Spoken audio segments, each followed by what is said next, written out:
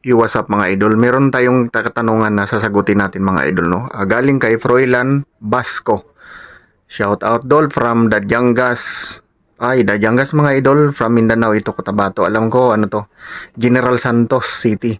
So shout out sa inyo dyan sa mga naabot ng ating video. Maraming salamat sa inyong pagtangkilik. Buenos dias, hombre. Oh, may mga ano tong Espanyol. So shout out sa inyo lahat dyan. Salute.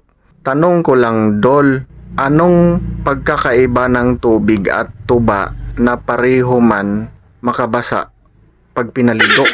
So bago ko sagutin idol yung tanong nyo, shoutout muna kay Idol Dominic Bacasmas ng Cebu City. Shoutout sa iyo dol. Gahi kay Kapildihon. So ngayon dol, ang katanungan mo ay anong pagkakaiba ng tubig at ang tuba na pareho man makabasa kapag pinaligo? So ganito lang kasimple yan dol. Halata na hindi ka nag-aaral ng science noon eh. Kaya ito ganito yon. Ang tubig kapag ininom mo, ihi ka ng ihi. Yan ang pagkakaiba sa dalawa. Ang tuba naman dol, kapag iniinom mo, igit ka ng igit.